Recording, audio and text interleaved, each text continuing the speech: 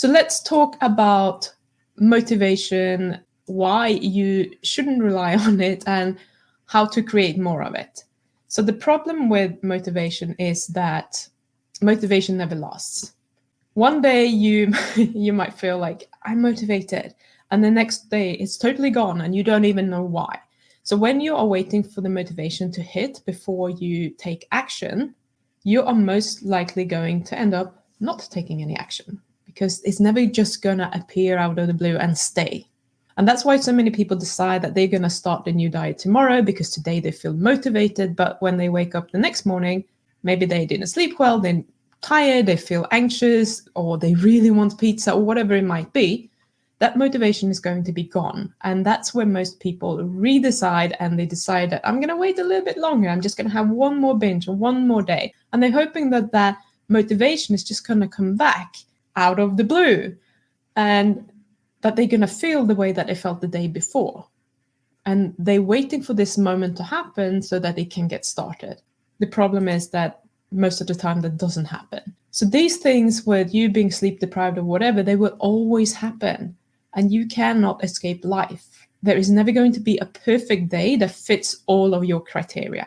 You will never have a string of 30 days in a row where you're going to feel motivated. So therefore, you cannot rely on motivation. And if you do, you're definitely going to fail. So you don't want to do that. You have to be committed to doing the things that you want to do, even if you're tired or anxious or you want pizza for dinner, whatever it is. You have to stay focused on what it is that you want to achieve so that you can do it, even when you don't feel motivated. I'm going to say it again. Don't rely on the motivation, because that is going to make you fail. The first thing that you want to do to help you feel motivated is that you want to find that bigger reason. The bigger reason that you have for why you want to do something. And find something that really matters, that connects with you on an emotional level. The way that you want to do this is that, okay, so the way that I help my clients do this, I should say, we do something called the 7 levels deep exercise. And if you have been to any of my challenges, my trainings, you might have come across that one. If you haven't, go and search for it on YouTube. There are plenty of videos on how to do it. So when I'm helping my clients find the big reason, something we are looking for, obviously, for something that they want more than the pizza. It has to be something that is important. So we don't dabble with these surface reasons, like I want to lose weight or I want to feel better or whatever it might be. That's just lip service, that you tell yourself these things so that you don't have to think about the deeper reasons for why you want to do this. So we start digging under the layers to find out why they want to lose weight or why they want to feel healthier. And that's where the 7 levels deep exercise is coming in. So what happens is that you go one layer deeper and you go 7 layers deep until you get to something that is really like the emotional reason for why you want to do this. And you get to the core of what's important to you. And when you have your true reason, you can focus on this, and then you can fall in love with the person that you would be if you lived that reason. Then you will have something that you want a lot more than you want pizza, or you want donuts or ice cream or whatever it is that you are fancying. And then you will have something that means a lot more to you than just the pleasure of eating pizza right now. Because eating pizza right now is going to make you feel really good right now, but not so much after. And that effect doesn't last very long. But when you're staying on track, when you're doing the things for a very good reason, for the emotional reason that you have, you are going to feel better and more accomplished more of the time. So you want to laser focus in on this reason. You want to stay focused on this reason, which is also connected to your dream outcome that we spoke about in the first video. You're going to see, if you haven't done the 7 levels deep exercise, if you do it and you get down to that true reason that you have, you're going to see that it's connected to your dream outcome. This is what you want to start to move towards when you're also setting your SMART goals that we spoke about last time. You need to make sure that all these pieces are connected with each other and that they all lead to the same thing, which is your dream outcome, who you want to be in this world. And you want to constantly remind yourself of how important this is to you, what you are doing right now, even if it feels really hard, it's going to take you there. You want to remind yourself of everything that you do will take you to that bigger reason. And then you just need to connect the two, and you need to start accepting having cravings, for example, in order to not feel those cravings anymore. When you feel like, I don't want to have cravings, I'm trying to run away from the cravings, they are Satan's spawn or whatever, we just don't want to have them. They're all evil in the world. We don't want cravings. You're going to try to avoid them. And that is never going to get you to where you want to be. But if you just embrace the cravings and you recognize the cravings are just a feeling, it's a feeling in your body, and it's okay for you to feel that. You don't have to run away from it. When you truly accept that the cravings are going to be there, this is how they feel, it doesn't mean anything about what I need to eat or not eat, that's when they are going to disappear. But not until you're okay with actually feeling them. That's the hardest part, is to first accept having them before you get rid of them, because we all want to get rid of them. But the path to getting rid of them is through accepting them. When you accept your cravings, when you can feel relaxed around the foods that you crave and just be your authentic self, the person that you want to be in these situations, it's going to be easier for you to see how all of this is connected as well. Because a lot of the time, the biggest piece to preventing you from doing all of these things is what's up in your brain and what is preventing you from moving forward. It's all these old beliefs that you have about yourself, your capabilities, how you should appear in the world, what other people think. All of the bullshit is what is going to be your biggest struggle. And when you can just relax around the food, if you can get to that place, it's going to be so much easier to just deal with a racing mind as well. What you need to do is that you just need to go and do the work. You know what to do. And if you don't know what to do, I have a free course called Food Freedom Foundations. If you need the link to sign up for that one, if you haven't done that already, let me know and I'll post it in the comments. You do the course, then you will know exactly what you need to do to actually get there. And then use those tools and start thinking about how all of this is connected. All of the things that I went through 2 days ago and what we are talking about today. Then we can also create motivation.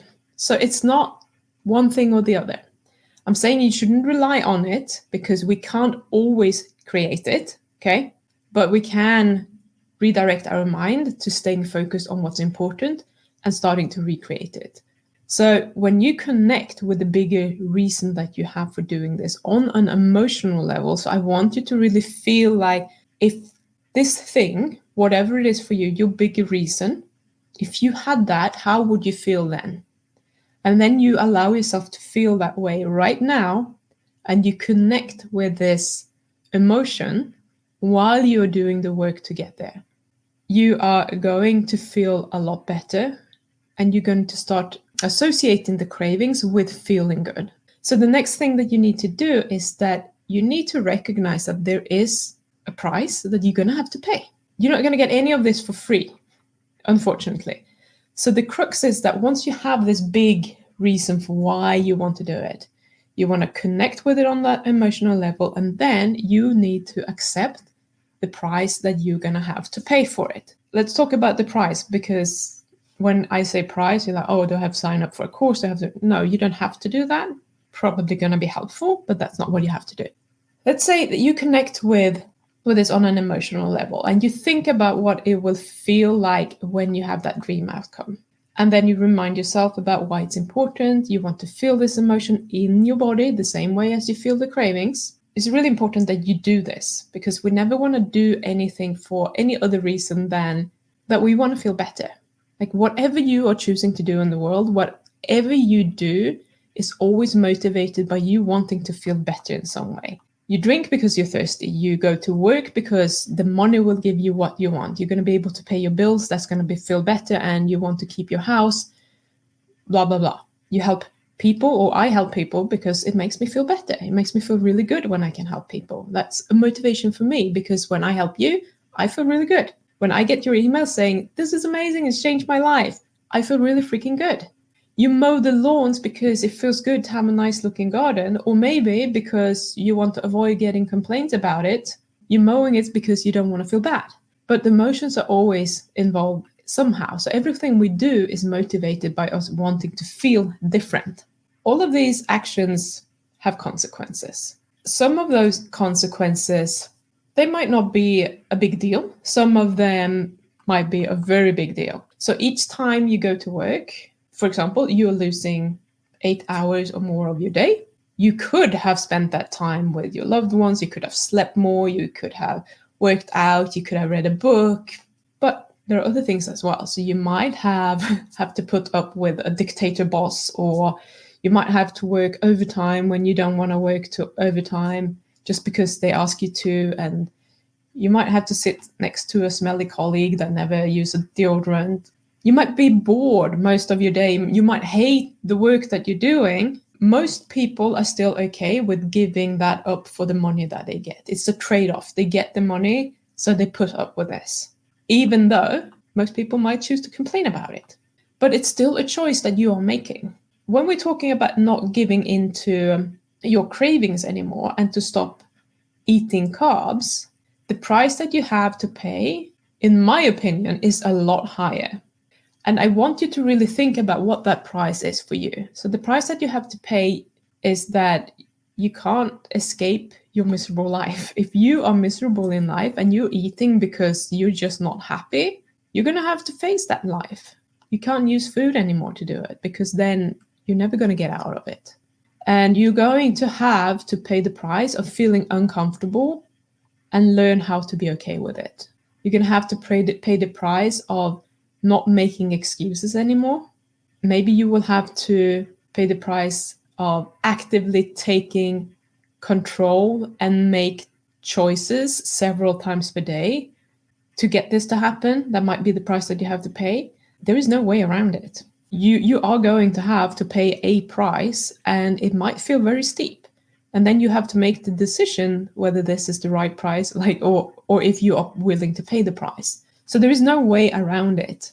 And if you're not prepared to pay the price, you won't get what you want. So there's no point in doing things half-assed, because then you're just going to have to go on forever and go through this process, and it's just going to take a very long time. So if you think about it in terms of, like, let's say that you're walking into a car dealer and you're buying a $150,000 Porsche on a payment plan, and after a couple of months, you're like, you just phone them up and you're like, I don't think it's worth that much. I don't think I want to pay you this much. I think we should reduce the payments to 25% of what we agreed on, but you should still let me keep the car.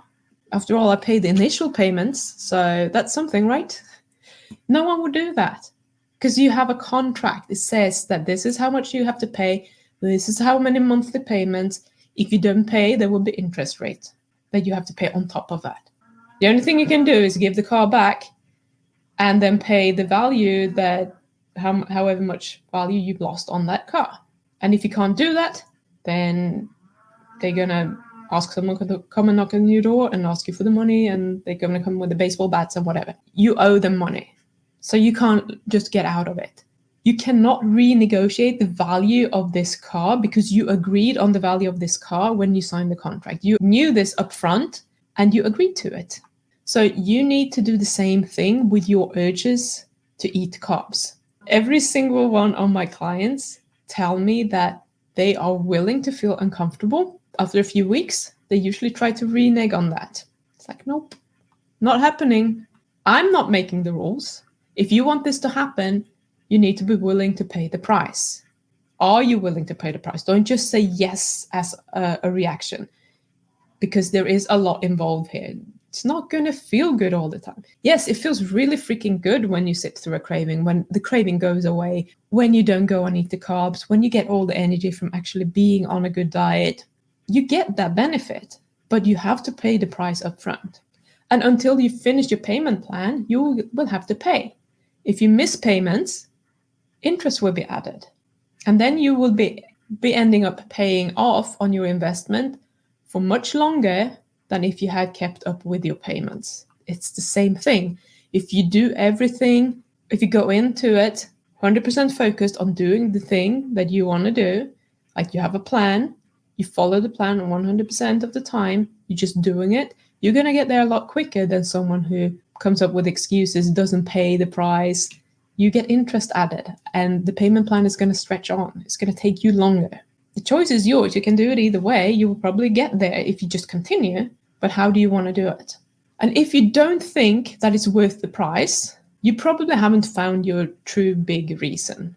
So again, if you feel like, I'm not prepared to pay this price, then I want you to go back and just look for the 7 levels deep exercise, do the exercise, and make sure that you find your big reason. If you don't like the price, you're probably trying to get a discount. You want it, but you're thinking that maybe I should just wait until whatever time.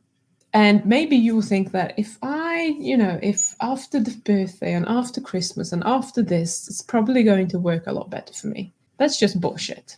Because we all know that life is life. There are always things that are going to show up. You're never going to feel ready. You just need to hop in and do it and be prepared to pay the price. Unless you have something genuinely going on in life where if you literally cannot spend a few minutes per day to do it, then it might be hard. But most people can. Most people can do it, and it's just excuses to put it off because it's uncomfortable. In the last training, I talked about 2 groups of people. I talked about a group of people who are constantly looking for new solutions. This is pretty much the same thing. If you're making excuses, you're probably hoping that you will find another solution that seems easier to do. But you won't, because the solution isn't what's going to help you here. Your commitment, your tenacity, that is what's going to pay off. So if you don't have the commitment, you don't have the tenacity, it doesn't really matter what the solution is because you will still not succeed. It can be super simple. Like what I'm teaching in the Food Freedom Foundations is really freaking simple. Yet most people don't do it because it has nothing to do with how easy or how hard it is to do. It has to do with your commitment, the tenacity, your willingness to pay the price. So unless you're a hell yeah, I'm going to pay that price and I'm going to get what I want. Unless that's you won't succeed. And that's the harsh truth. Like you might succeed for a short period of time, but at some point, when you're not prepared to pay the price, you're going to fall off again. Here's the magic. When you know the cost and you are prepared to pay the price and you know why it's important that you do this, when you have all of those in place, you won't be surprised when things don't feel good. A lot of the time, the problem we have is that we are being surprised by how uncomfortable it is, or we didn't expect it, and then we just let the brain do whatever the brain is doing. But when you keep your focus on these things, like I'm prepared, I'm going to pay the price, and this is why it's important, you're going to be good because you know that whatever is happening, this is what I need to do, and then you do it. Imagine that you're like, oh, I'm so stressed. I'm going to just prepare a hot bath and I'm going to go in and I'm going to relax. You fill the bath and you don't even notice anything, but your boiler's broken. You didn't know that. And as soon as you step in, you just like put one leg in, you're going to get like, oh, what the heck is going on? And it feels terrible. And then you're jumping out again and you just abandon the idea. Nope, not happening. That's not relaxing. I can't do that. Versus if you were preparing for a cold bath because you know that cold baths are really good for your immune system, it will give you better sleep, it will lessen the inflammation, it will give you more energy, you will just feel really good after having done that. The bath is still the same temperature, but you are prepared because you expect it to be cold. You expect to go in and not feel great about it. You know it's going to suck for a minute, but once you get in, you know that you will get used to feeling the cold, and then you will get all the benefits. And you're like focused on the benefits that you're going to get. The price that you have to pay for all these benefits is that you're going to feel really cold for a minute or so, maybe longer, but it's definitely worth the price because you will feel amazing after just having done it for, I don't know, depending on how cold it is, but let's say 10 minutes. And you will sleep really good tonight. So you will wake up refreshed tomorrow. And you're going to be able to go to the gym and just like hit it fresh, go for your new personal best, You're going to be full of energy. Everything's going to feel great tomorrow. 10 minutes of suffering in the cold, it's definitely going to be worth that. So in you go on purpose, and you feel really good about it. Huge difference.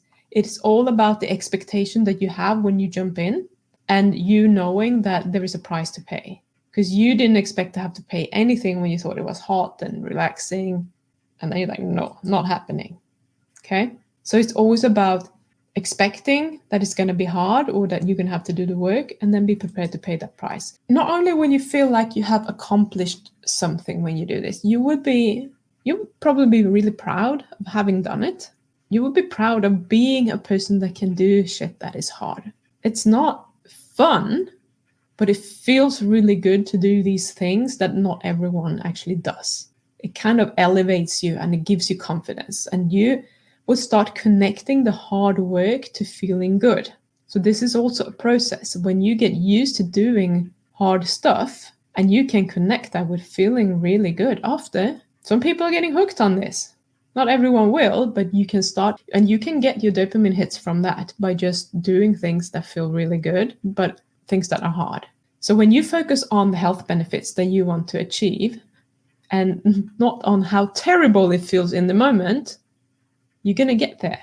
And it's the same way with the cravings and the urges. And I'm not going to lie, it's not pleasant. Who likes to sit through that? There's a reason why we don't do it. Of course, that wouldn't be my preference. But I know that I can do it. And the relief that comes afterwards is so worth it. And if it was easy, everyone would do it. And none of us would have that problem. And it's really, I want to say that it is magical when you feel like, so for me, like I described this many times, like I get tension in my jaw, and it's tension the whole way down, and I'm starting salivating and all of that. And it's so much tension, but when I sit through a craving and it goes away, it's like all this pressure is just leaving my body, and then the cravings disappear. It's almost surreal, because my brain can't really, now it can, but it never could perceive. It didn't feel like it was the reality, because I couldn't understand how my cravings could just go away. That had never happened before, because I always gave in to my cravings. But they can disappear. And when you realize that I didn't actually want to eat that thing that I craved, and it was just a couple of minutes, that's the real magic. The first time that happened to me, I couldn't really believe it, but it felt like amazing, and it shocked me. The only reason that it happened is because I didn't give up, because I actually tried it. I gave it a real go, and I paid the price of feeling the cravings, the price of feeling really uncomfortable. I didn't even have to do it for that long. But if I had to sit with my cravings a lot longer, whatever the price is, are you prepared to pay that price? So the true key to finding everyday motivation is to find a reason that really matters to you, connect with that reason daily, be prepared to pay the price. And just to recap, when you can do those things, you're prepared to pay the price. And I know I'm repeating myself a lot, but the fact that most people think that, oh yeah, I just have to do these things, but they don't think about what the price is to get there, we get surprised. And I just want you to be prepared and know all of this up front, so that you can go into it with the knowledge that it's gonna suck. But it's not just the sucking. It's also your real price, like the price with the Z, that you get after doing that. So the price in itself doesn't give you the motivation, but the success that you experience when you make your deposits is what will give you the motivation. When you see that you're moving forward, when you experience this relief, the pressure is coming off, the freedom that you get, and feeling like you're in control, that is very motivating. And once you start experience that, and that can happen pretty quickly, once you've got a little glimpse of it and you experience what that's like, you can draw on that energy, and you show your own brain that when I do these things, there is a reward on the other side. And you know that when you believe that that's going to come again and again, it's so much easier to stay on track. So whenever you have an epiphany, I want you to just take a moment and acknowledge what you have achieved, and then celebrate your progress. And it doesn't have to be huge progress that you celebrate. Just remind yourself of the fact that you are now closer to your dream outcome. a lot closer than you were yesterday and a lot closer than you were a week ago because you have continued to take steps towards that. That's the tenacity. You just keep going and going and going. And then you show yourself the progress that you made over time to remind your brain that things are happening, because the brain always wants to go to the negative. It wants to see how little progress you've done. So you need to remind yourself of how much progress you've actually done. So that's what you need to do to get into this process and stay motivated until you have reached your goal. Motivation only comes from you believing that it can happen and seeing the progress. So that's where you need to focus on reminding yourself of the progress that you see. But to get there, you need to get started. And that's where making that decision and being consistent with what you're doing comes in. That will help you start building up that motivation. So that's pretty much what I wanted to say. I hope that made sense. Questions?